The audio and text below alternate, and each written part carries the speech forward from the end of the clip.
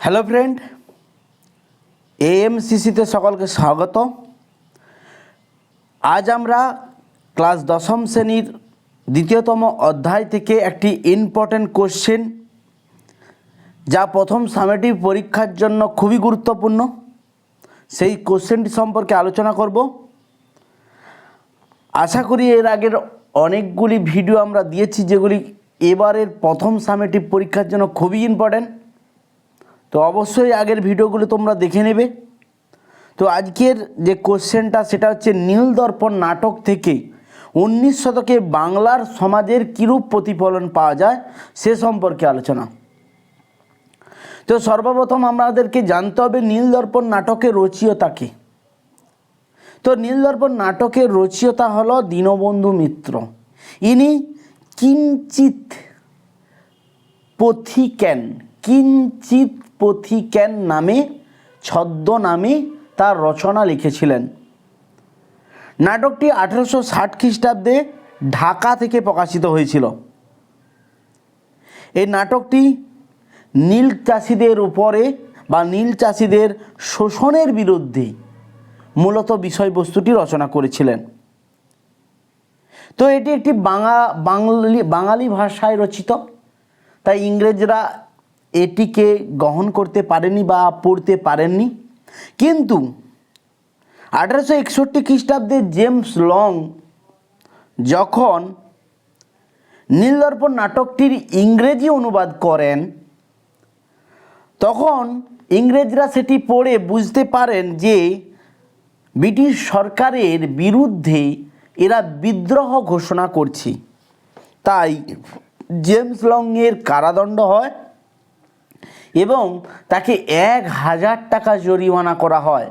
এখনকার দিনের 1000 টাকা নয়, তখনকার দিনের 1000 1 লাখেরও বেশি, প্রায় 10 লাখ টাকার মতো।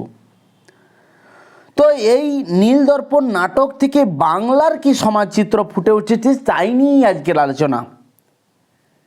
তো প্রথম যে পয়েন্টটি আমাদের মনে রাখতে হবে, গ্রাম বাংলার কৃষকদের দুর্দশা। নীলদর্পণ নাটক বাংলার কৃষকদের দুর্দশার কথা ফুটে উঠেছে। এই সময় চাষিরা জমি চাষ করার জন্য বা খাওয়ার জোগাড় করার জন্য মহাজনদের কাছ থেকে ঋণ নিতেন। সেই ঋণ শোধ করার জন্য তাদেরকে যেভাবে শোষণ করা হতো তারই চিত্র এই নাটকটিতে প্রকাশিত হয়। নীল চাষিদের দুর্দশার কথা, দ্বিতীয়তম পয়েন্ট, নীল চাষিদের দুর্দশার কথা জানা যায়। নীলকর সাহেবরা বাংলার নীল চাষিদের বিভিন্নভাবে শোষণ করতেন। নীলকর সাহেবরা বাঙালির যে চাষি ছিল তাদের উপর বিভিন্নভাবে, কাউকে জোর করে চাষ করতে বাধ্য করাতেন, কাউকে জোর করে কর নেওয়াতে বাধ্য করতেন, অগ্রিম দাদন দিতেন, যে দাদনের পরিমাণ ছিল প্রতি বিঘা 2 টাকা মাত্র। কিন্তু তাদের কাছ থেকে যখন নীল কেনা হতো তখন তাদের কাছ থেকে কম টাকায় বেশি নীল কেনা হতো। চাষিদের ওপর নীলকরদের সাহেবদের অত্যাচার। নাটকটিতে মূলত নীলকর সাহেবরা নীল চাষিদের উপর যে অত্যাচার, অর্থাৎ তারা যদি চাষ না করতে চাইতো তাদের উপর যে জুলুম, চাবুকের ঘা মারত, তারই একটি নির্লুপ বর্ণনা এখানে উল্লেখিত করা হয়েছে। তৎকালীন গ্রাম সমাজের জীবনযাত্রা ও ভাষ্য। নীলদর্পণ নাটক থেকে তৎকালীন গ্রাম বাংলার বা গ্রাম সমাজের জীবনযাত্রা জানতে পারা যায়। আঞ্চলিক ভাষার